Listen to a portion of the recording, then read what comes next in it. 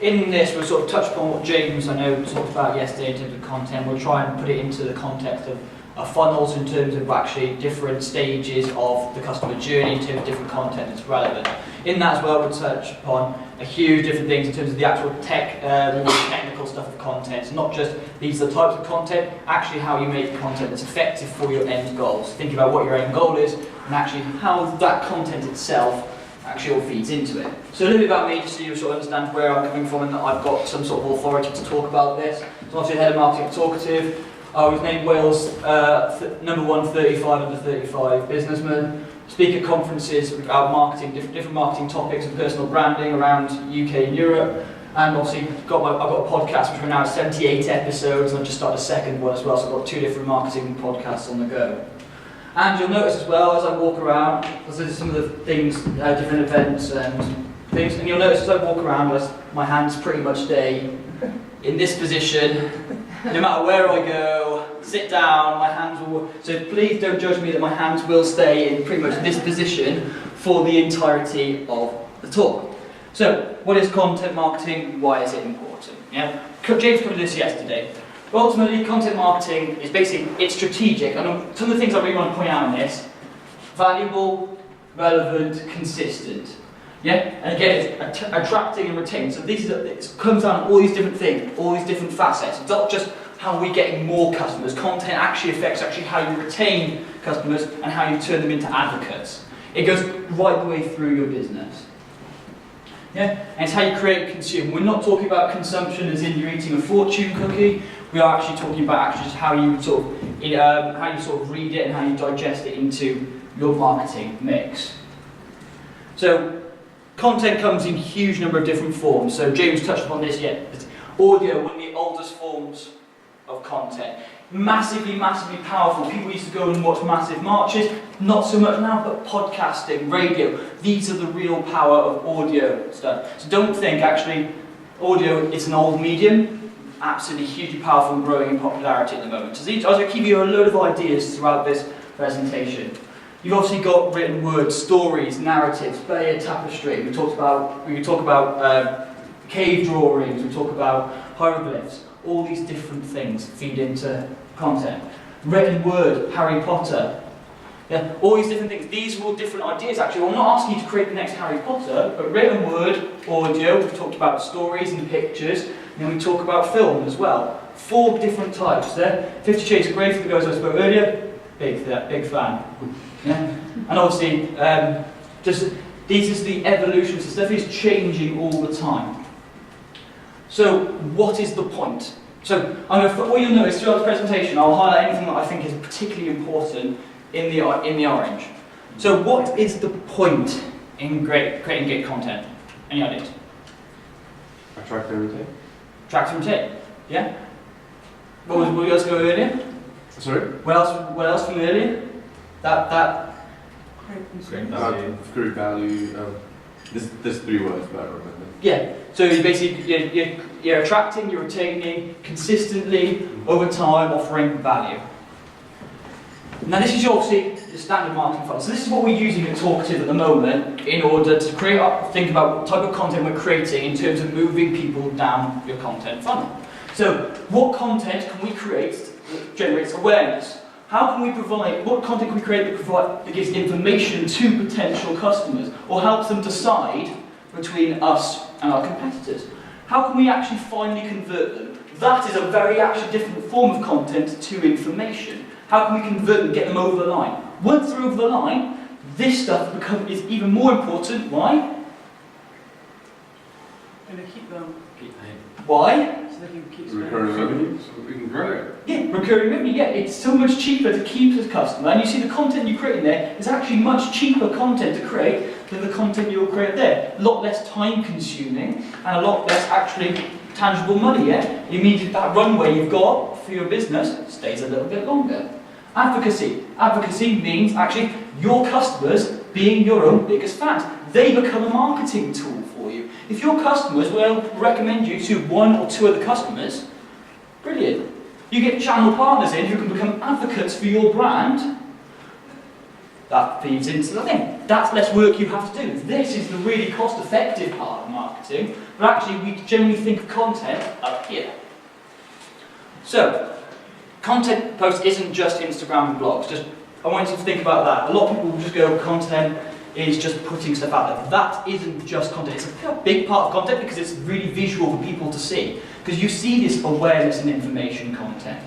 But a lot of people, you and I, don't see necessarily the conversion level content unless we're actually going deeper into a business, and we don't see that retention and advocacy level content because we just don't see it, because we're not looking for it unless we're buying from that business. It's about offering insight and value.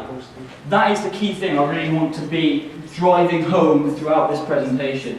The insight and the value is important. No matter where you are on that funnel, it's all about the insight and value. Only you can offer your level of insight and value, your experiences, your ideas. That is what makes you different from any other business in your industry. Yeah? You may have the exact same product or a very similar product. You are differentiating your people, your ideas, your experiences. So where is the value? Knowledge, ideas, entertainment, improvement. What are your customers looking for? This one is a really interesting one. Because you go, are our customers looking to be entertained? Of course they're looking to be entertained. People don't want to read boring stuff. Some people are forced to read boring stuff, but people don't often choose to read boring stuff. They want to actually have something that's a bit more easy to consume. Remember we talked about the consumable content. Actually, you want to actually take that in. Knowledge, ideas. People want to feel like they're being empowered. We're not in an age anymore where people want to be dictated to, say, you have to do this, this, this. Promote ideas. Think about different ways. Like when people say, these are the best ways to do something. Are they? Are they the best ways? Maybe. But actually, can you actually create a more evocative response there? Can you do something a bit different? Actually get to think about the ideas that you're not absolutely everything. You don't know absolutely everything. Yes, you can maybe say, we know a lot, but actually don't shut yourself down to different ideas. Improvement for yourself and your business. How can you help people want to improve? That's the value that people want to get out of this content. Insight, original research, research curation, examples. Yeah? People want this new stuff, people want to make it easy. So when people search, either voice search or typing in onto Google these days, is your research coming up? Because this is something that's coming up now, is big voice search. I don't touch on it too much in this presentation, but this is something actually we get to start thinking about depending on the types of businesses that you're growing and you're setting up. Original research is huge. This is something that we're now really trying to push within Talkative, is this original research. Why? Because no one else can quote the stats then that we've got. We become a hub then, that people will actually start quoting us. Because at the moment I know I've created loads of content over the years where I've got best industry stats for X, Y, or Z, and people are now backlinked back to them saying this is where the research has come from. Create your own research. Do your own thing. Some of it is more difficult. Sometimes you would have to maybe hire a research company. A lot of this you can do yourself. So what we've done is we've spent time, actually we just basically trawled 70 UK insurance brokers recently. Went through their websites, we had a list of about 15, 16 questions, and we basically put in the spreadsheets those 70 websites, yes, no, do they have this, do they offer this? So we looked at, do they offer live web chat, do they offer a chatbot, do they look at all these different parts of the customer communication mix. And then basically, now published this research now, which we're starting to get backlinks to, and people are starting to share because actually they've not seen this research before, it's brand new. Took a little bit of time, but actually that was much better for us than just taking someone else's work. Original research, that actually provides new insight, you're not just rehashing someone else's work. Although, you can rehash someone else's work. That's not wrong, it's just a different way of doing things. And something I want you to think about is becoming the wiki of your industry. So over the last year, maybe a little bit longer, with the podcast that I wrote, I host the Marketing Buzzword podcast, I'm trying to make that as a hub of basically becoming the wiki of the industry. What I mean by that is, when people want to know about marketing buzzwords, they listen to the podcast, they go on the website, they find out about marketing buzzwords. When people want to find out about customer communications, live web chat, video calling, voice calling, they find out about Talkative. You want to become about that. So your industry, so volunteer space, I don't know any of your other sort of, what other company you're sort of trying to build at the moment where you work for, but obviously I know Ben from volunteer space. So how can you become a hub of knowledge about volunteering, becoming wiki. So when people ask questions about volunteering, who do they think of? Volunteer Space. You've got a great name that really has volunteering in it as the heart of what it does. How can you become a wiki? How can people ask questions? How can you be that font of knowledge? And remember, it's not about you. It's never about you. It's insight and value. Insight and value. It's not about you. It's not what do you want to create. How great do you think you can create? It's what's the insight and value. So this original research, it's not about, oh, we think that would be amazing. What are people actually looking for? What do they want to get out of this research? It's not about you. It's never about you. Think back to school or university. I put a pretty strong bet on that. The teacher that you, or lecturer that you remember most, why do you remember them most? They were funny. They were funny. And engaging. Engaging. Anything else? Inspiring, perhaps? They made you want to have that thirst for learning. But it's never about them. It's never about how great they are. It's about that empowering of you. How can you empower your customers? How can you provide that insight and value that makes them go, yeah, I really like that. These guys know their stuff. And each stage of the funnel requires a different part of content. Okay? So we'll go into that a little bit more now. Some parts, so James showed you I think 100 and something content types yesterday. Yeah, 90 we got. 90 content types. So with that then, a lot of these will cross over different stages of the funnel. But they won't all be used the same way. We'll cover that a little bit later. So your awareness. So you've got reports, we've got blogs, infographics, speaking, podcasting, webinars, these sorts of things. These help generate awareness. These are examples of stuff that we're currently doing at Talkative. So I'll give you just want to give you some practical examples of what we're doing right now. So we're not implementing trying to do 90 stuff is impossible. It's great. If you can follow, this might not always work for you. It might go back to some of these ones that you looked at yesterday. But these are some ideas I can say this is what we're doing right now that's working. Information level stuff. Landing pages, blogs, slide decks, information PDFs, newsletters. This is good. We go back to the awareness stage, okay, so we're creating blogs and research that generates awareness. We're doing speaking at events like this, so people like you could find out about Talkative in a non-salesy way. We do webinars, so actually people can find out about different parts of customer communication, and then we draw people in with landing pages. When they search for things like live web chat or co-browsing, we come up Talkative as one of the first ones on Google. I was double checking that this morning. If you type in co-browsing solutions, co-browsing software, we're right up there like 2 and 3 behind Wikipedia, which is really annoying because Wikipedia is really in the way. But then blogs, different levels of blogs. Slide decks, this is where we start engaging with the salespeople then. So actually when people want to find out more information, they've been on our website, they come through a landing page. So the landing page is the first part of the information funnel. Slide deck is the next part. So once they've got in contact with us, how we actually provide them with more information to make sure that they know they're getting exactly the right products and that we know, quite frankly, we know our shit. Because you don't want to spend a load of money on a product if you can't trust that they don't know what they're talking about. Information PDFs and newsletters. Conversion elements, so we look at case studies, reviews, and then also comparison reviews and information. So, case studies, you'll see some of these will cross over into other parts. Case studies, really important for helping people convert. People go, yes, I really like this company. Yes, they're saying all the right things. How can I trust that company? How can I trust them? How can I know that actually they are going to deliver what they say they're going to deliver? Case studies. Reviews. Some of you, it may not be necessarily big case studies that you actually need to do over the line. If you're running an e-commerce brand. Actual reviews. How many of you have started seeing things like Trustpilot, reviews.co.uk popping up on adverts? No? It's literally just me that's that sad, is it? Yeah, no. No? Yeah, they're absolutely popping up everywhere. When you look on Amazon, for example, how many of you look at the reviews before you buy stuff? Yeah, pretty much every single time, and usually you have a look, and actually you know what, the ones that are just 5 stars, sometimes you ignore, and the ones that are just 1 star you ignore, you tend to look at those 2, 3 and 4 stars. I'm not saying don't get 5 stars, but actually no one's perfect. So don't imagine that if you're collecting reviews on your products, that you have to get absolutely 5 stars in everything, because no one is perfect. But again, comparison reviews and information. People have got all this information, I guarantee when they've been looking at your website to find out about what you do, They've also been Googling other people, or they've been Googling alternatives to something else. So they may come across your website because of a comparison. They may have a look actually on your website and go, okay, I think I like this people. Imagine if you have a review on there comparing your pricing, comparing your quality to one of your competitors. Some people will go, I don't want to do that. I don't want to sort of show what I'm doing. Actually, it's a really great way of getting people over the line.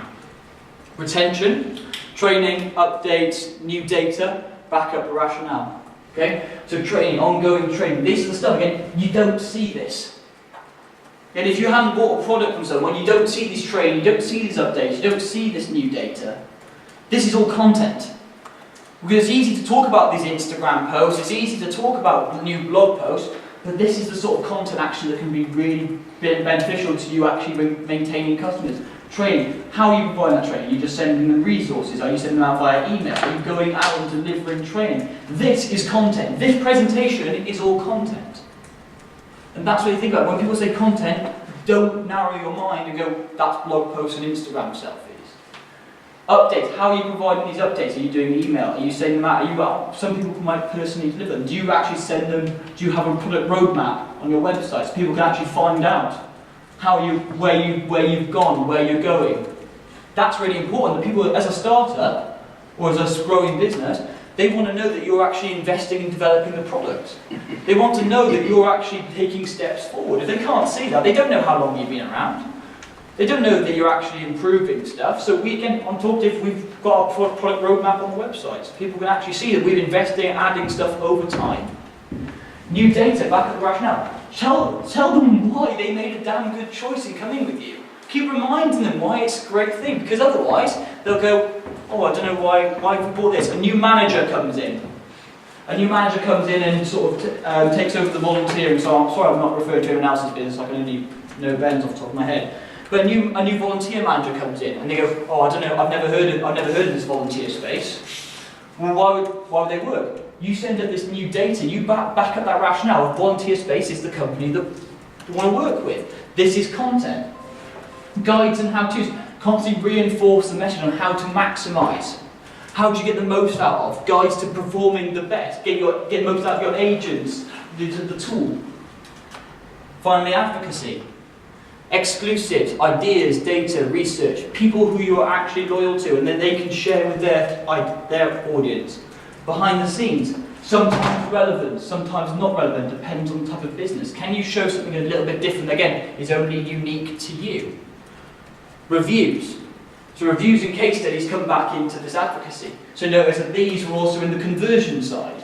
Why? Because once customers are an advocate of yours, they will leave you more reviews, more user-generated content, more case studies. That feeds back up into how you convert more people. So once you get more people here, you get more content to fill another part of your funnel higher up. It's not just about going, blogs go here, case studies go here. It's actually thinking, well, actually, if I can get more advocates, I can get more case studies, which I can then go and fill up the conversion level of the funnel, and it helps keep that funnel wider. So we're not narrowing that funnel. Does that make sense?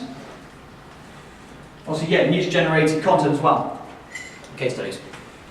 So again, reiterating, it's not about you, it's about your audience. It's always about your audience, never about you.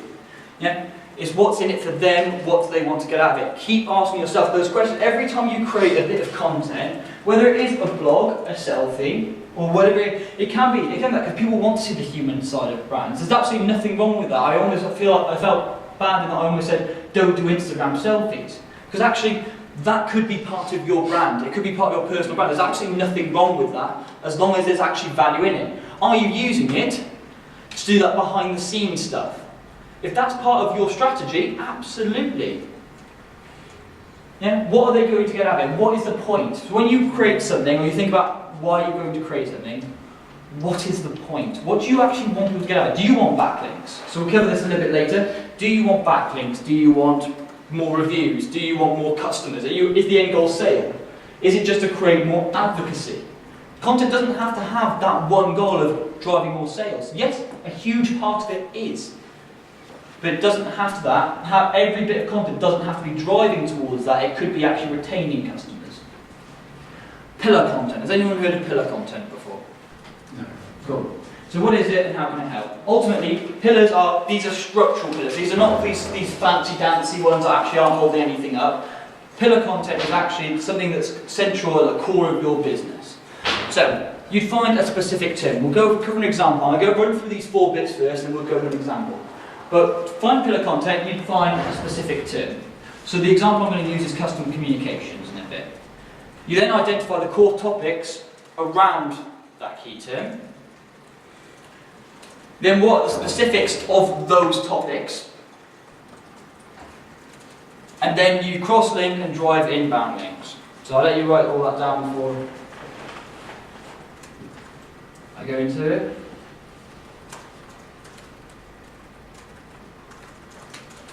Everyone happy? Cool. So example. So let's use customer communication as our example. Okay? So off the top of your head then, what examples, what ideas would you have that would, so this is your core, this is your pillar content now, customer communication. Okay, so this is your pillar 2. How do you build content around that? So we talk about the first bit being, what is customer communication? You could build a report, a blog post, anything like that. What is it? So you defined it right at the start, and this could be quite a big report that goes into lots of different details on what customer communication is. You then go into more of those specific topics. So if we go back a couple, identify the core topics and the specifics of those topics. So customer communication. Okay, so what is communication? Customer communication. How does customer communication work? What are the benefits? What are the different tools that aid in customer communication? And what is the ROI of customer communication? And it all comes around this central hub. So you start asking all these different questions. So there's a great tool out there which I haven't included in the presentation called Answer the People. Just ask the public. That's it. Thank you. Yes. Ask the public. Answer the public. Oh, for words. Again, that one comes up with all these different ideas on different terms around how you create this content. So you start creating the content then. So if you wanted to be known about, let's kind of refer to another business. Anyone else got another business? I love Ben, don't get me wrong, but I feel like I'm singling him out in a positive way. So. Anyone else? Yeah? A health and safety company, we're 4 minutes training health and safety, and this year we're going to use virtual reality technology to embed skills. Amazing. So health and safety, a pillar. So what is health and safety? How does health and safety work? Then we build off there. What are the new technologies affecting health and safety? How does VR and AI have a role in health and safety? How can we implement new technologies and stay safe? What are the risks of putting in new technology and implementing with health and safety? You start building out all these different things around. Why is that important? Because again, we'll come back to, then we need to cross-link and drive inbound links. You have all this content that's all referring to each other, you cross-link back there, all to this central page, the central report, the central document, the central blog, whatever you create. You link back to it. Why? Because then Google and other search engines see that this is a real hub of customer communication. So all our links come back in, and Google goes, this page is damn important about customer communication. So all these different things are feeding into there. This page becomes highly relevant. And then, once you see more links, that one comes higher on the rankings, and you get more inbound links from other websites. This in turn drives up the whole authority of your website. And actually, Google sees you as an authority on customer communication, health and safety, volunteering. Because you've got a central hub that everything is linking into, Google can see the connection to your website, being an authority and having loads of relevant, highly relevant, insightful, valuable content around your key topic. Does that make sense? So this is why pillar content is so important. And then we can advance that even further. So you may go after 10, 12 topics, you may go, I'm running out of stuff. Yeah? You probably aren't running out of stuff, but it's really easy to do. Once you've created 12, but sometimes it means you have to dig a bit deeper. So you can do something called content recycling. Yeah? So you could have written a load of blog, imagine those are all blog posts. That's fine. So how can you do, so you've got them all written. Could you make them into a video? So that means now you've got 12 bits of written content. Can you do that into a video? that's 24 bits of content. Can you do an audio version of that? Because some people haven't got the time to do video. Could you do an audio series on health and safety? Then people could listen to that. So can you do images in it, infographics around that? So then you've got 12, 24, 36 different bits of content all around health and safety. Yeah? What even better, you could start with a video. You can then extract the audio, you've now got audio content, you can write the transcript in one. You don't do them all separately, you create a video, you can then turn that into a written piece and an audio piece just by creating one bit of content. You don't have to go, oh, I need to write this thing. People are obsessed with writing stuff, which is amazing. Writing stuff is amazing, it ranks really highly. Sometimes people haven't got the time to write stuff. Video ranks really well if you put it on YouTube. Because why? Google owns damn YouTube. Yeah? Audio stuff ranks really well. It really gets people, the sensory feel of audio listening really helps people learn and understand. So think about the content for a second. How can you maximise the amount of time that you spend creating content? How can you actually change up that content in order to make it more relevant to more people, or just create a different version of it? Even if you've written it, can you redo it 6 months later? You don't do it straight away. Do it 6 months later. Why? Because Google loves fresh content. It loves freshness. If something you see, how often do you actually see content that is blog post worthy? You know, on Google it comes up with the date this was published on. Yeah, you actually, the fresher it is, the more links it has, the more authority your website has, means you'll stay up higher for longer. Yeah? The longer it's on Google, actually things change so quickly, Google knows that. Same with algorithms on social media. The longer it's up there, the less people see it. So actually you want to keep creating fresh content. How can you keep it fresh? By recycling it. Yeah. Quick question on that. We had a question came up yesterday in terms of frequency. So, or frequency of the same content. So, can you share? You mentioned mixing it up, which I get. Mm-hmm. You know, so obviously, if you are going to repeat something, change the image, tweak the copy, but ultimately, it's part of the same campaign and it's potentially the same message. So, what are your kind of guidelines for, you know, repeating messages essentially? Yeah. Is it just varying it, or when does it become too much? Oh, You're oversaturated. We'll hold on to that, so I cover a little bit of that later, and I think it'd be really relevant, because I've got we'll talk about social and outreach later, and actually how we outreach that. So I think it'd be relevant to that. I don't quite answer the question directly in the presentation, but I think it'd be once we've gone through that part of the presentation, it'd be I think we will be able to reinforce it, going over some of the original ground. Okay.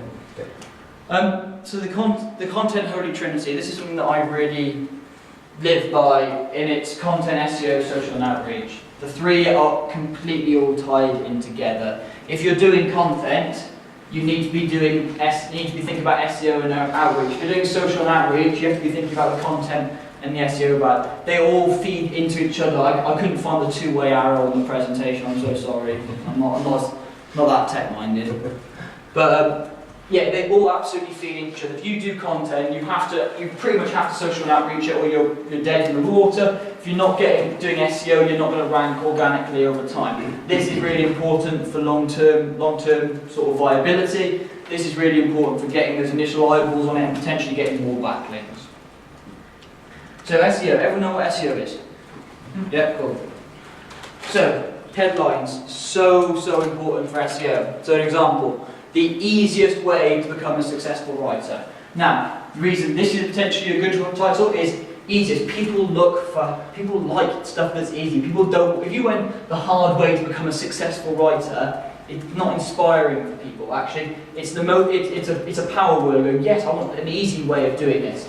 Successful. People want to be successful. Is it the easiest way to become a writer?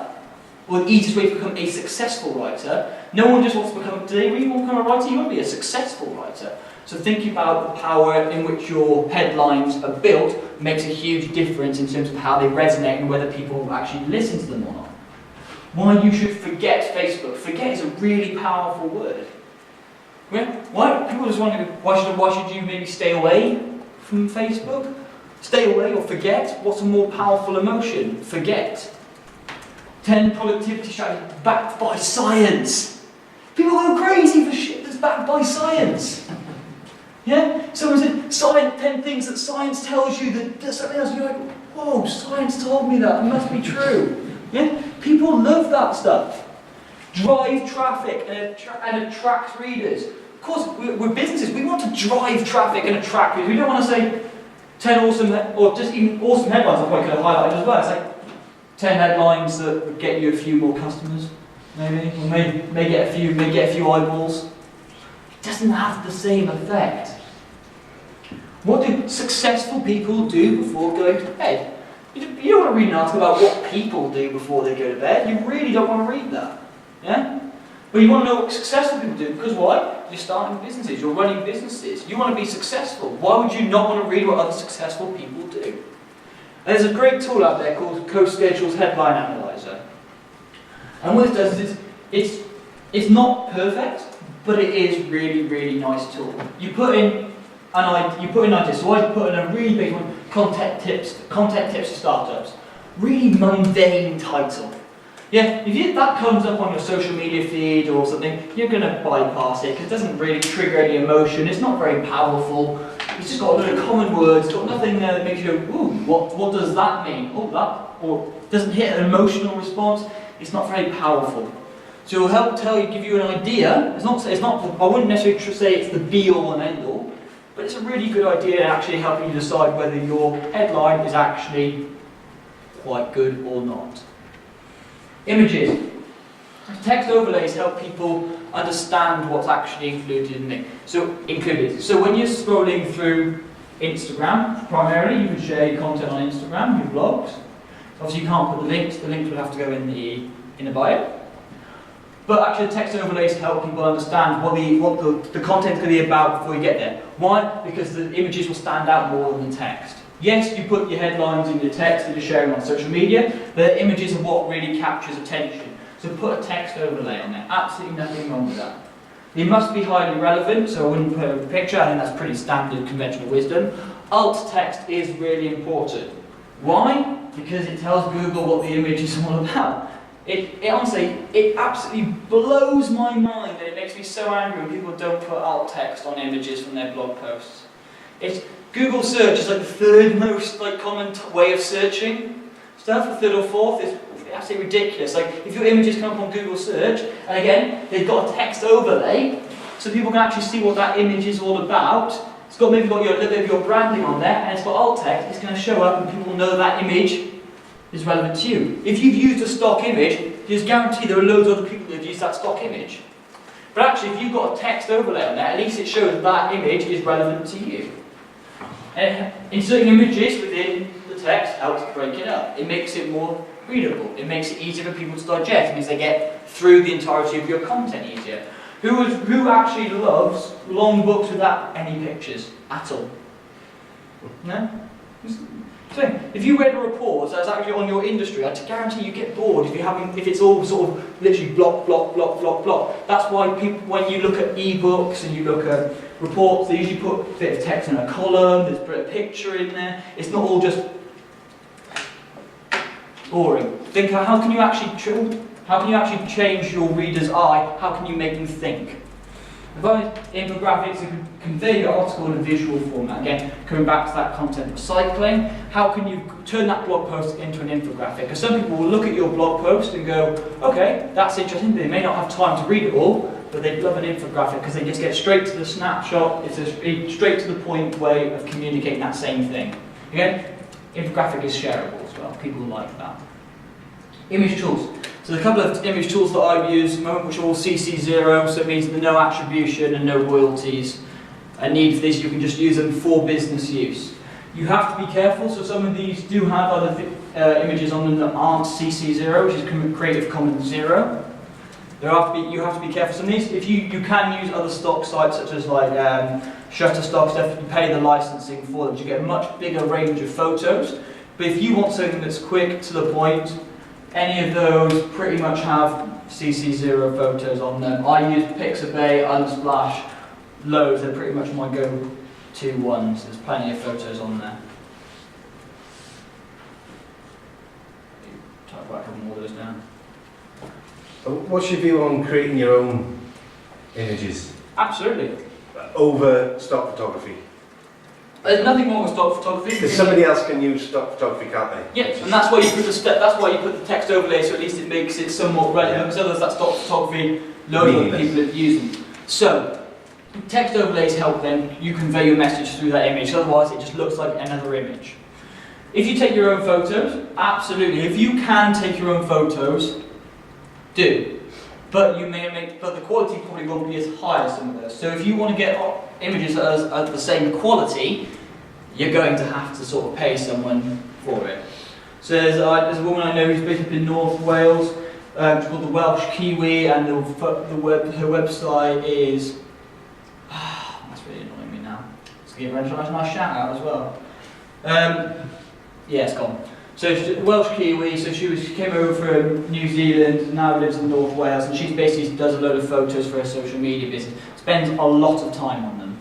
There's absolutely no reason, because those images are unique to you, but actually again, if they just look like a stock image, it really depends on what you want to get out of your content. How much time, is it worth it? Again, it's balancing up time. And what is the value? Is it more valuable for your audience to have a photo that you've taken versus one that's already available in stock form?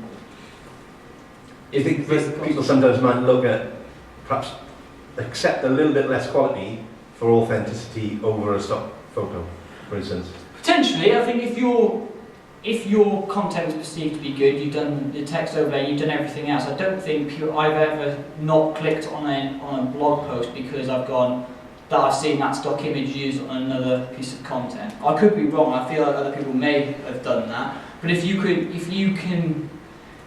that it's going to be valuable, there's absolutely nothing wrong with it. I would recommend you take your own photos, but I don't see there's anything wrong with the stock. So we've taken snaps. I've just taken a snap of you and I'm just about to put it on social media, and it's by no means professional. Oh, well, that's a different kettle. That's an absolutely different kettle of fish. If you're taking photos and it's real time, it's in the moment. If you put a picture of a generic talk here, it wouldn't have the same kudos in any. So say I tried to use that image next year for a bit of promotional material, maybe on the website for, would I get away with? I don't know. Is it context? Is that? It would depend. It depends on what message you want to convey. If you've just taken it on a phone, the phone's really good quality. Actually, the phones will take really good pictures now. Yeah, no problem. The resolution's great, but the quality is. And that's the thing. I think you have to look at that in the context of actually setting out the promo for next year. This is what it was. So like. could I have a caption of, Ben Roberts from last year? Yeah, 2019's Rev Engine. I think you have to look at the quality of it. If it looks poor quality, then actually that has a more detrimental impact on your brand potentially than doing a generic stock photo. But you can get ones that people don't use. I think you have to really balance up there in terms of creating for like blog posts. Again, you can use stock photo. For infographics, there are tools like Venngage.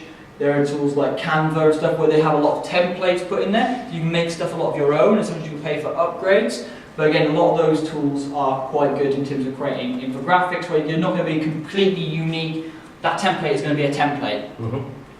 But actually, if that's the time it takes for you, instead of using Adobe InDesign or something and actually creating your own infographic, I'd say actually you're better off investing in using a tool like Venngage or something that actually gives you the free one, because the time it takes to create something your own, is it worth it? Again, you have to balance it up yourself.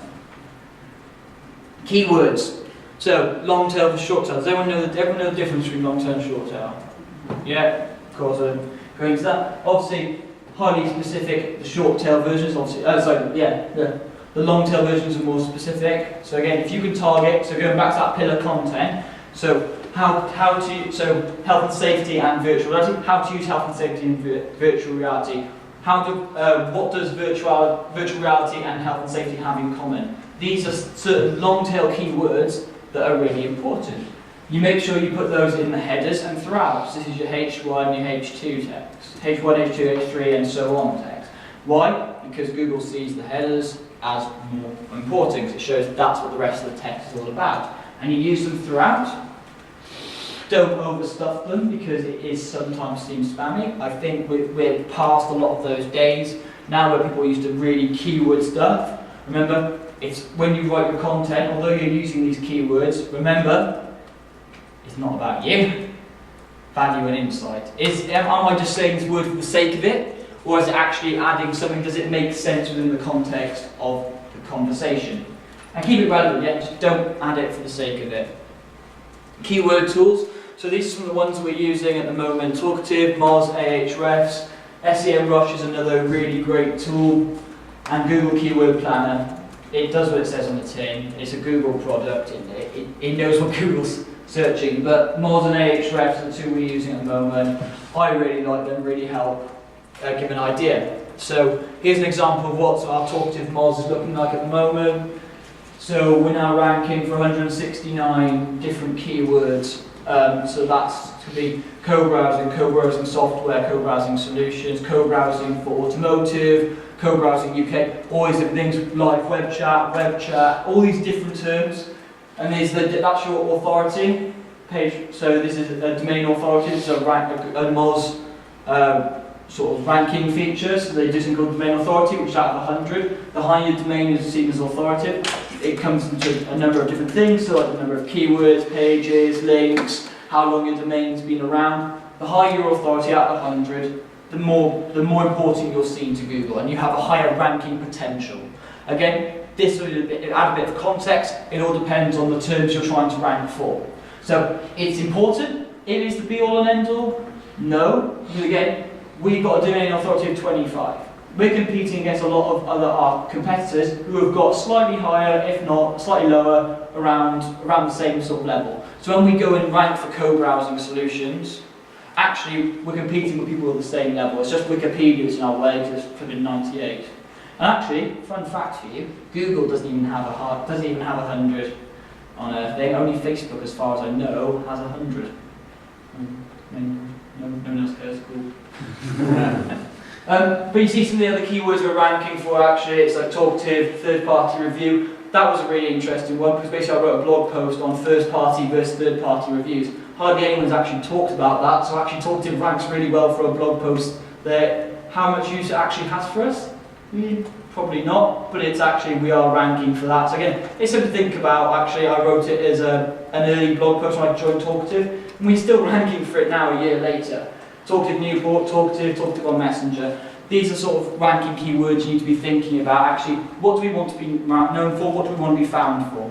Okay, we want to be found for volunteering solutions in the UK. Have you got volunteering solutions actually mentioned anywhere on your website? Have you got a page dedicated to volunteering solutions? VR and health and safety. Have you got a page that's dedicated to VR and health and safety? Do you mention it on your website? I don't know. If you do, great, and maybe you'll start ranking, you start building that pillar content that links into it. If you're not mentioning on there, how are you expecting people to find you for it? And that's how you start building up this different level of content. Structure and metadata. Header tags, H1, H2, make sure you do tag them and don't just put them bold and slightly bigger. Make sure you do actually put them in headers. If you're using WordPress, do use the header functionality in your WYSIWYG editor. If you're not using just pure HTML, make sure you are using the different proper header tags. Meta titles and descriptions. These will not affect how you rank. Okay, so Google doesn't actually take these into account when you rank, but actually it's really important just for getting those people actually down from Google search into actually your website, okay? It just shows relevance, so it basically says that this is a web page that actually talks about, so we've got one live web chat for contact centres. So when people search for that, they can see our website's about live web chat for contact centres. Description obviously helps people understand what the page is about before they click onto it. URL length. Keep it as short as possible. Get rid of things that they call stop words. Has everyone heard of stop words before? So this is things like A and the, you don't need them. Yeah. So if we want to take how does virtual reality affect the health and safety industry? So you get rid of terms like just don't need it. Just keep it short, sweet. Use those key words because Google's not going to rank you for but it will still show that URL string and that page is highly relevant. It just adds really long URLs Google doesn't like, people don't like. Avoid duplicating. There's been a lot of myths and misconceptions around duplicate content. So Google's latest advice is that actually duplicate content isn't going to get your website penalised, but basically those pages won't rank. So what you can use are things like canonical tags. Anyone heard of canonical tags before? Google canonical tags will tell you much better than I can, but basically that helps Google refer to the exact page that it should be about. So canonicalization basically means that actually you're pointing, if you've got two pages that are ranking for the same things, you avoid them cannibalizing each other. Alt text, again, on your images, make sure you have alt text. Linking. Internal linking, external linking, okay? Internal linking, talked about the content pillars. How are all your pages linked to each other? So is your website being built as an area around health and safety and volunteering? Are you creating all those links between all your different parts of your business? External linking, follow and no follow. This is important. And this involves external links back to your site as well. So a follow link, basically, so any link will go to your website. Now, what you can do is you can tell Google that it's either a follow or no follow. Automatically, it's a follow link. But if you have the tag in there, if you see the tag in there, rel equals inverted commas, no follow, inverted commas, what that means is it's telling Google or any other search engine that to ignore this link as a rank, to ignore this link, to not follow it. So if you look, if you obviously go into Chrome, inspect an element, and you'll see that on a tag that says rel no follow, what that's basically telling you is you're not getting the authority from that link. So if you've got a backlink from Wikipedia, and it was a follow link, you get what they call, I hate this term so much, I'm so sorry, link juice.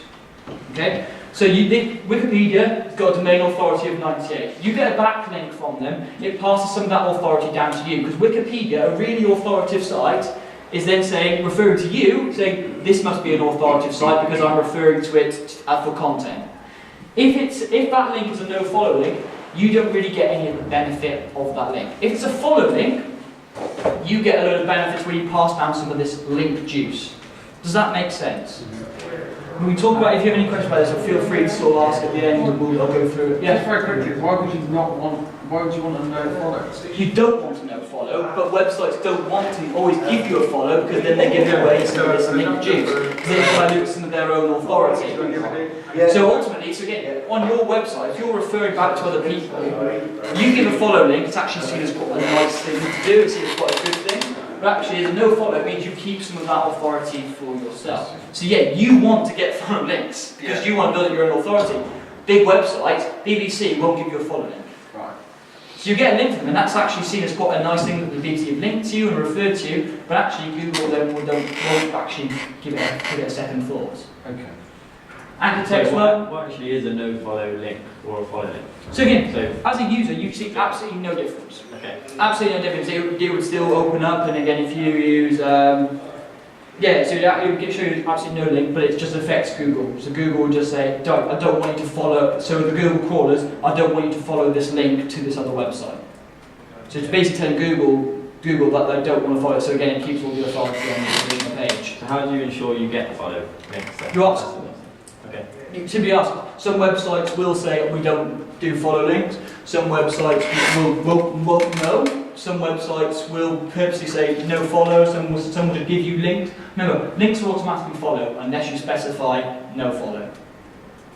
Okay. So when you go out and you outreach, so we use different sources. We use Help Reporter Out, Response Source, where we're going out to press and industry publications and asking them and providing them with quotes, information, statistics, and in the hope that they'll give us a follow back link. Some of them will go, no, we're not going to provide you with a follow back link because that's not what we do. Most will go, yeah, no problem. Sometimes we'll give you a no follow one. You go, can I have a follow link? And they go, yeah, okay. So the best thing is if they haven't given you a no follow one, ask the question. Some companies, it's their policy to give no follow back links. You'll see like Forbes, I'm pretty sure it's no follow all the way through. But if you go on other industry publications, so I've done some writing for business.com and allbusiness.com, quite high ranking, like 70 or 80 in domain authority, and they'll give you a follow back link. So again, it all depends on that.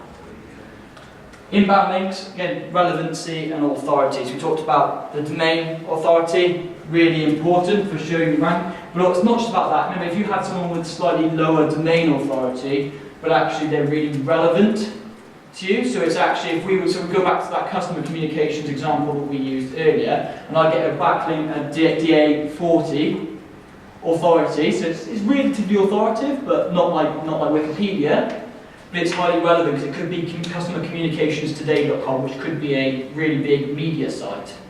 So actually, that's highly relevant. It shows that something that's always talks about customer communications is referring back to you as a source of knowledge. If you get if you've got like a 90 backlink from something like some Russian gun and porn site, it doesn't actually look great on your website because it's completely irrelevant. So then it's balancing up that authority with the relevancy. Does that make sense? Cool, we'll go with it with SEO. I say this, it's not about views. Obviously it is about views in a way that you want more traffic to your website.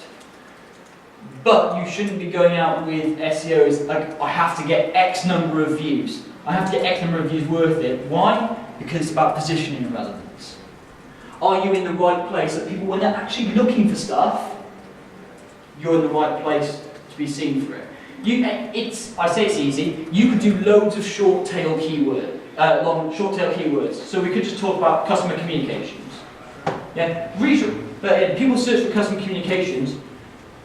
What is it? And that's why you do. That's your pillar because you want to be known for customer communications. That's why you do all those subsets of it. What is? How to? Why is it important? Because when people are asking those specific questions, that's relevant. You get a position 1, 2, or 3 for that relevant term. You need one person, that person becomes a customer. If you get ranked really highly for a short tail keyword, you may get a customer, but actually that's really hard to rank for as well. So you may get more views, but they might not be relevant views. So it's all about positioning and relevance. Social outreach. So I'm doing a bit of trying to make sure this doesn't take too long. Be conversational on the social. Social is not a place to shout. Yes, you could argue that places like Twitter and stuff, people will skip. Oh, sorry, yeah. I was looking into the no-follow thing. There's also no opener and no referrer. Yeah, I don't worry about those too much. The ones that are really important is the no-follow. So, no refer. I can't remember what that one is off the top of my head. No opener is pretty much. I just looked at the fourth article and it said no-follow, no opener, no referrer. Yeah, no opener is a really weird one. I still haven't worked out what the positive or negative effect is of that. I've been doing it for a while and I've not seen anything, but one that's really important is the rel follow, no follow, obviously, sorry, not follow because that's automatic, but you actually, funny thing is, you will actually see a website sometimes when you inspect the element, and you will actually see they'll say rel follow, and you're like, because that confused me for a while. I saw a couple of websites, it was like, standards follow, and that's otherwise. Yeah, social is not a place to shout, it is ineffective. The reason that is actually you should be thinking about relationship building. It's not just about you pushing out your content all the time. It's going back to a little bit what James said earlier, we're sort of going into that stage now. Share content with questions and engage. So it's not just about, I've got a blog post, I've got an infographic, let's share it. Add some context around that, saying, we've built sport. What are your biggest tips on that? Ask the questions in the post.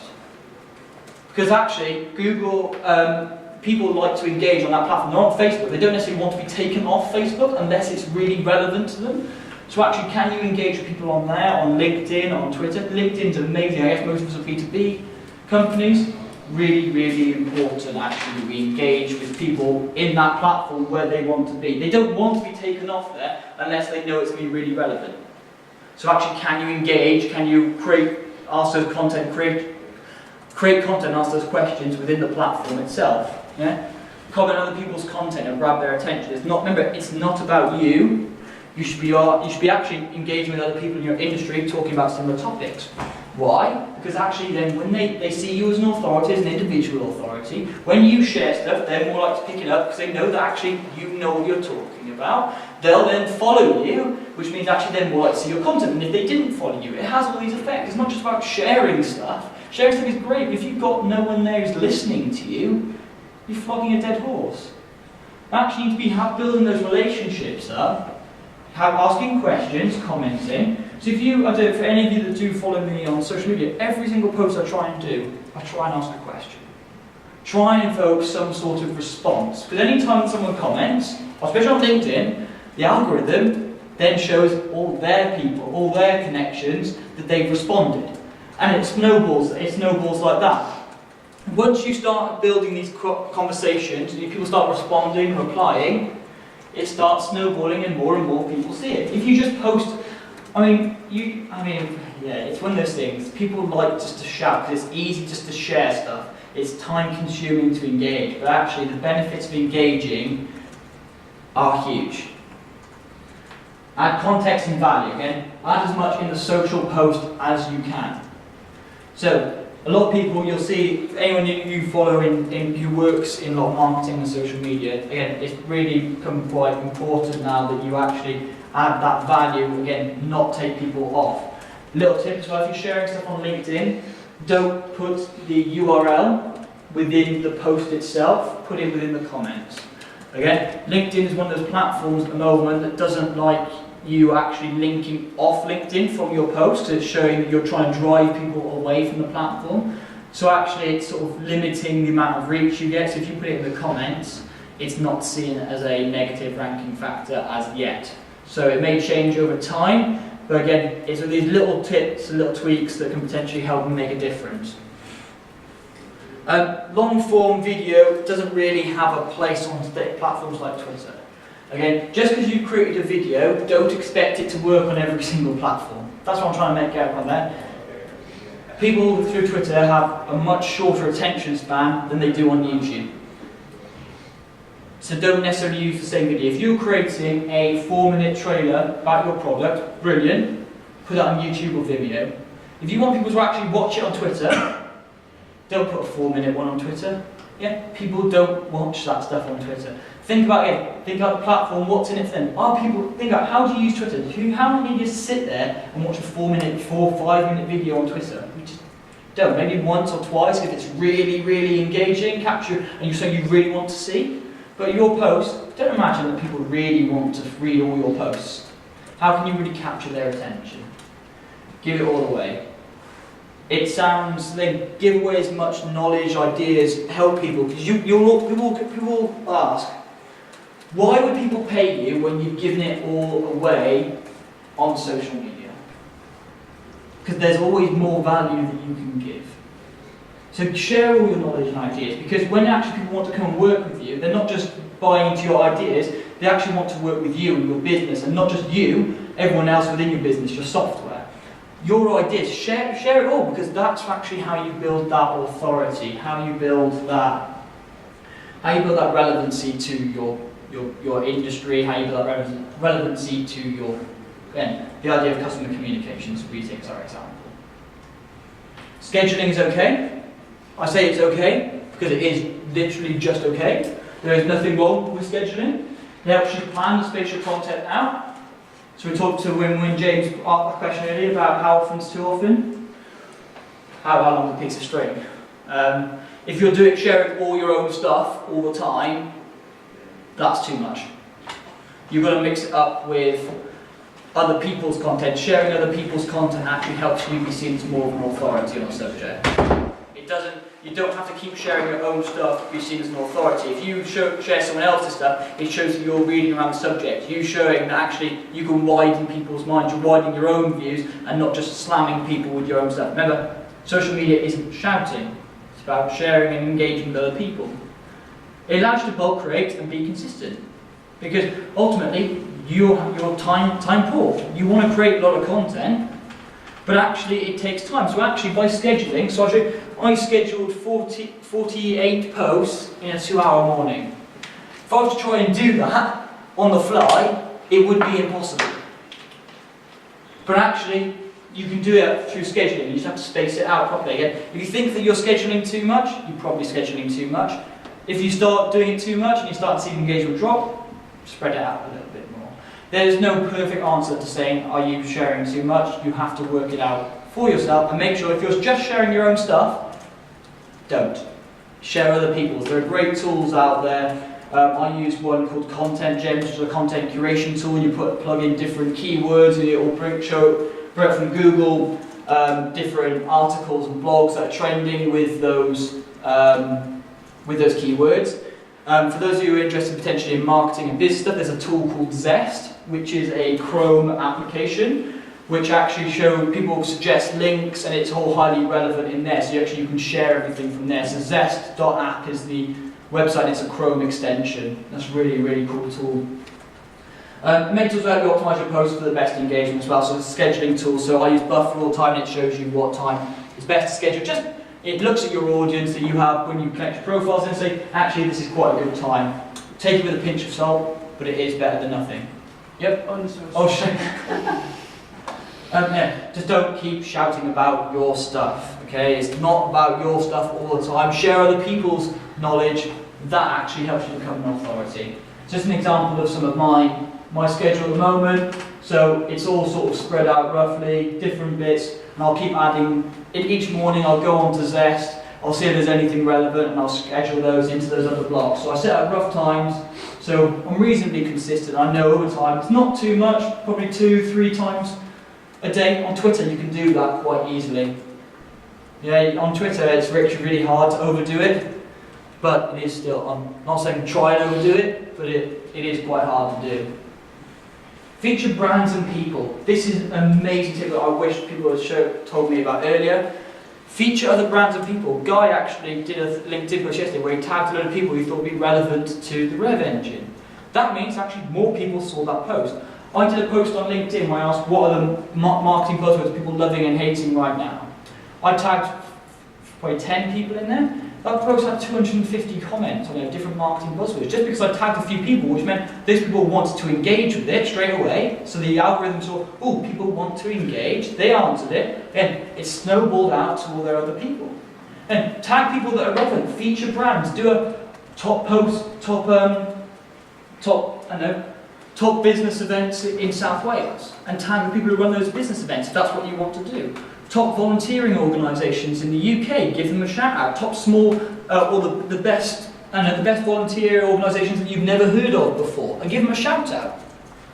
Because then they'll go, oh, what's this volunteer space? Health and safety, said, 10 health and safety brands that can help you do something, or 10 work tools that can help you improve your health and safety, and tag the brands that actually make the tools. That helps you increase your content. They share it, they may give you a shout out, it shares to all their fans. This is how you can snowball some of this stuff. Add fonts, last couple. Add personality, yeah? I use a little bit emoji Ben. People like you. It's absolutely okay to be you. If you are the person that does a bit of sport, does a bit of exercise, does dance, it doesn't matter. Add a bit of personality in your post. No one likes boring posts. Yes, we talked about this earlier, we were trying to break up text. If you're a funny company, be funny. I'm not saying that don't try and be funny if you're not funny, but actually it's okay to have a bit of personality and stuff. You don't have to be mundane. We are not in the 1970s anymore where everyone's suited, booted, and has to be all tight-lipped. Yeah? People like this stuff. You have to decide on your purpose. What is the goal? Remember, content doesn't have to necessarily be a sales goal. Different parts of the funnel. It could be about retaining. It could be about getting a case study. That could be the goal of your content. It all comes down to knowing your audience. What do your customers want? Offering insight and value consistently over time. So wrapping this all up, insight and value over time, it's not about you, it's about them. What is it going to do for them? I love that acronym. Yeah? What is it going to do for them? You don't have to use that one, honestly, I couldn't think of anything better. Effective content takes time. Yeah, there is no exact path. I'm not going to tell you if you do all this stuff that it's suddenly you're going to get loads of ranking straight away. It takes time. But actually, if you push through and you're doing a lot of these right things, you will see dividends in terms of your ranking. I think you might not triple your website traffic in 2 days. But what you will say, actually, if you start seeing that your keywords are ranking, and actually you're ranking for highly relevant terms, if you're actually getting a few more views, that is an impact of content. You just have to then decide whether the amount you're investing is worth that over time. Again, look at the images over time. Is it worth creating your own images, or is it worth using stock ones? How much time does it take? Because that affects how much your content is worth. Also, you've got my book coming out, so if you do like sort of what I say, I'll talk about a few about bits in the book, which is coming out in March, or next month, it's scary. And that's exclusive, that's what the cover's going to look like. Blockbusters. I know, right? Yeah, so seriously, thank you very much for listening. I know it's been, well, maybe was an hour. Please feel free to drop me a message, find me on LinkedIn or anything, ask me any questions anytime. If you just want to tweet about anything, then I like Twitter. Twitter's my thing. So yeah, no, thank you very much, guys. It's been a pleasure. Anyone got a question? Yeah. It's really nice, you know, and so many new information for us to take in. And Good. when there's just 3 people in a team, it's quite restricted the time. So what do you think is essential to use to improve, you know, from... Yeah, so that's What where is the most, you know, important element from what you well, the most important element is what your customers are asking. What's your end goal? What do you want to do? Do you want to be known as someone who's doing VR and health? So VR and health safety is your thing. Yeah. So how do people search for that? Do they search through Google to find out about it? That actually is happening now. So at the moment we're still writing content and there's not many things online. So yeah, I'm taking your advice today. We're going to write a lot of blogs. Yeah, write a lot of blogs, infographics, find stuff that's relevant, create it. So you have a look at, okay, where's the audience? Okay, the audience is going to be on Google. That's where the people are looking for VR and health and safety. So use the terms like answer to the public, use these other miles and age refs. There are free versions of those which will help show you different keywords and where you rank it, what the ranking potential is of those. Are you competitors there? Have you got any competitors? Oh, okay, they haven't got competitors. That can be really good. Can we be the font of knowledge? So if you type in, for example, for our business, you type in what is co-browsing on Google, we now come up number 1. So now we're seen as a knowledge on what is co-browsing. Now again, you could do that. What is VR and health and safety? I put those together and actually start creating that pillar content, find a bit of pillar content, VR and health and safety, what are all the different topics around that? That's where I'd focus initially. You start getting ranked for those because it's all highly relevant, no one else is talking about it, while the competition's low, that's where I would focus. Thank you. Have you ever been involved or planned to do any sort of like hackier PR stunt sort of things to gain some? Yeah, so sort of one of the things that we're working on at the moment is we're looking at doing a mockumentary. Okay. So one of our key focus areas is contact centres. And contact centres have a really interesting reputation in terms of like either how the employees work, how people use contact centres and stuff. So we're looking at doing a mockumentary, partnering with a contact centre to sort of do a mockumentary around that. And again, it's trying to sort of highlight what a contact centre is like, how they have to deal with difficult situations, and the fact that it's powered by someone like us whose tool can be used in contact centres. So it's not about our tool, but it's completely about the contact centres and stuff. So that's one thing that we've started the process of planning, but that's really probably the extent of what I've done in terms of that sort of hacky PR stuff. I've seen some amazing stuff, like if you do some guerrilla marketing stuff, so we're going to start going to a few more conferences, doing a bit of guerrilla marketing stuff.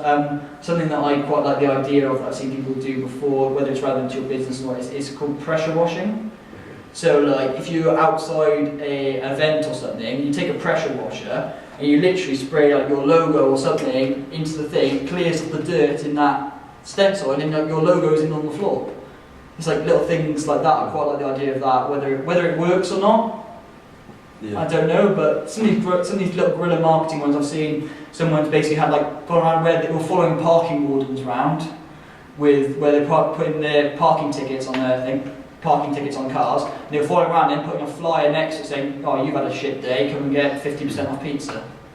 Little things like that. I quite like stuff like that. So I think, yeah, if your business is right for it, absolutely go for it. I haven't been involved though. Yeah, you see like crazy stuff like Brewdog, who like hire tanks and then dress up as Vladimir Putin. Yeah.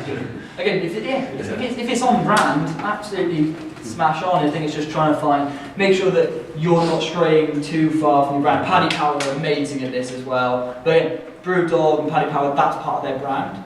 We're not a serious brand. Well, we are a serious brand, but we're not one that's like taking the mick of everything. So again, you just have to find that balance between what you want and actually not losing sight of what your brand voice is. Oh, that's a horrible buzzword, isn't it?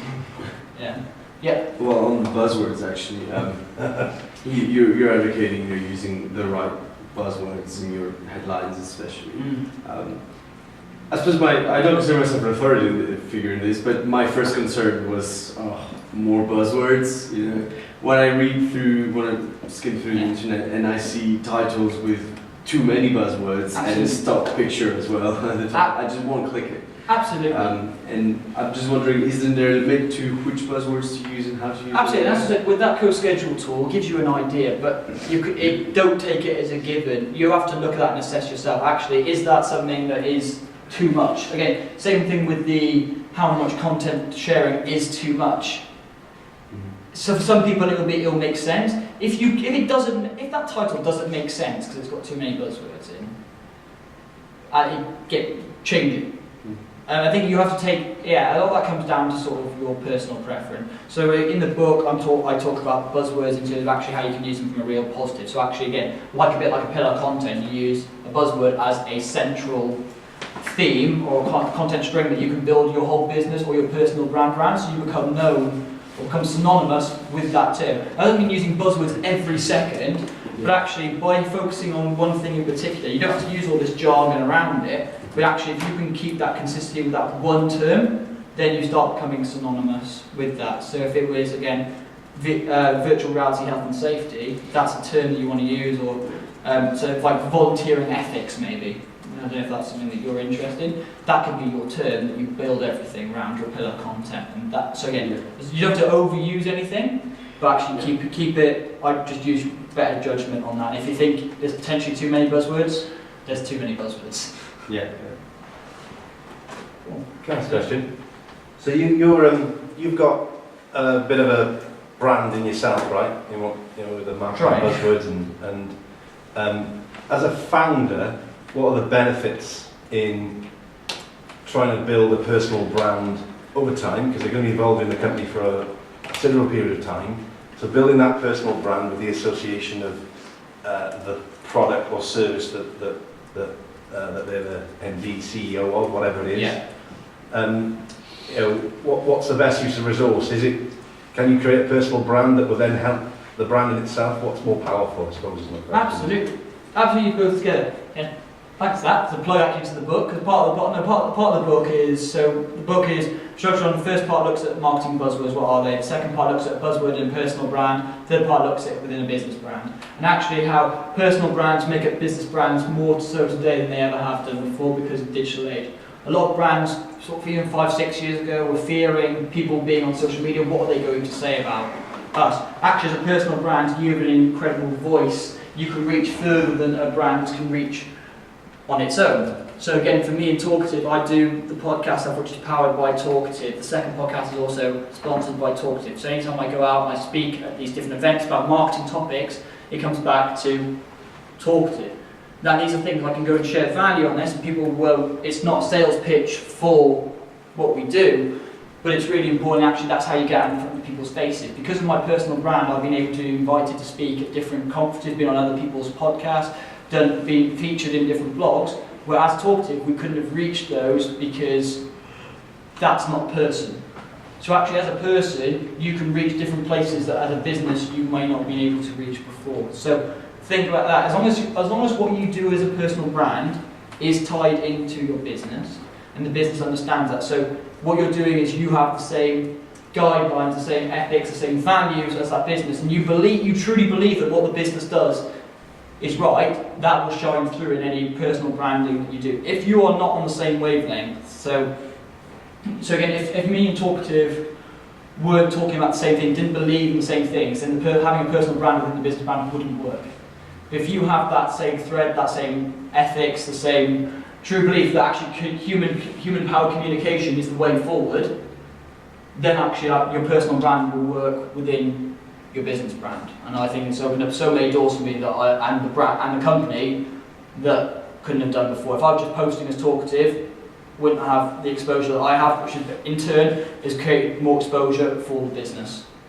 So yeah, absolutely build a personal brand. I think if you haven't got a personal brand, I don't know, a big business or a big business or a medium-sized business now, actually, more and more, where you don't know who some of the senior people are in that.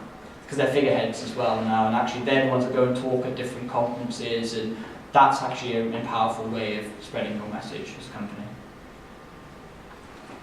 Okay. Any other questions, anyone?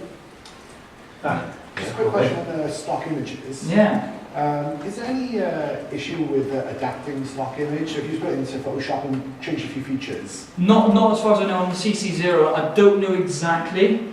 So you'll have to check what the actual Creative Commons 0 is, but as far as I know, there is no harm in it, because again, you're allowed to put text overlays, you're allowed to use business, but I don't know what the exact wording of the CC0 is. I assume it would be okay, but don't quote me on that. I'd double check that first before you do that. But I'm pretty sure you can adapt them, because CC0 means there's no Creative Commons restrictions on them, but I'd double check before you did do that, so don't hold me accountable and sue me for...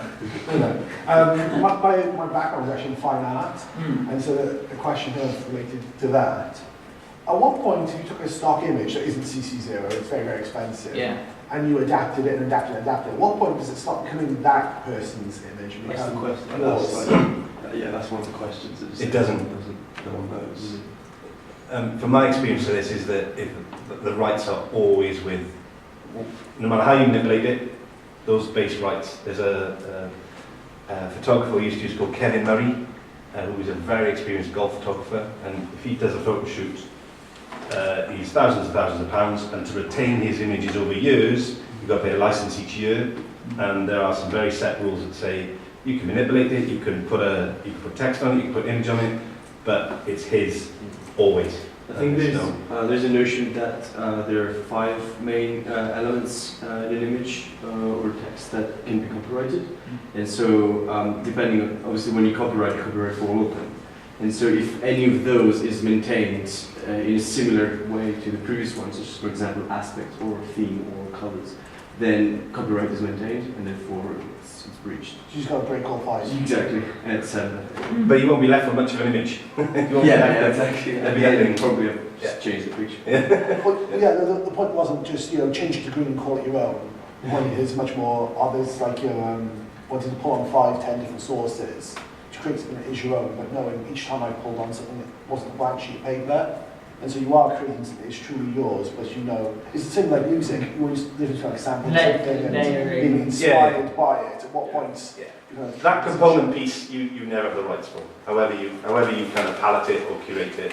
Well, you see all these different bands and stuff where they've taken like 4 bars from someone else and it's ended up being infringing someone's copyright. So yeah, I don't know enough about that, to be honest, so I'm not going to stand here. But the CC0 stuff is I've never had a problem with it. I know putting the overlays on there and stuff, there's absolutely no problem with that on CC0. In terms of what you're asking, I don't know. Paul might be able to answer it later. Paul Bailey was when Paul came in last time we were talking about this, and he was like, I have no idea. Well, hopefully he's done his research and we were talking about something similar the other day. So, okay, any other questions for Ben? Okay, our next speaker, Prince, is here waiting to set up. So if you want to go and get a cup of tea, we will come back in 5 minutes if that's all right. Just to keep things going. If everyone's okay with that. No, thank you very much. Pleasure. Cheers, Nathan. Thank you very much. Cheers. Cheers, buddy.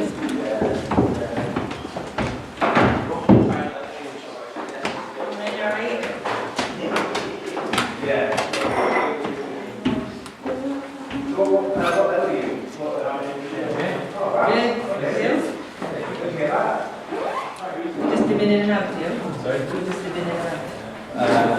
So many information, thank you so much. No, that's all right. It's a bit crazy when, we are doing just take over, and this year we created this Metadata, so it's going to go nice. But Crazy. What was so crazy as of like the last 12 the time is so restricted, so when you want to focus on all these things, Just you need to prioritize. Start building the authority and the relevancy of your website around that too. And then you can start really outreaching and build and start reaching out to influencers and key feeds. Then they feedback and they make your website. Okay, these guys are really knowledgeable on there. If you haven't got all that content, people don't see you as an authority in that space. It's a fantastic session. No problem at all. Thank you very much for coming. Good luck with everything as well. Thank you very much. Yeah, it's an absolutely crazy month. So, yeah. Good. Oops, sorry.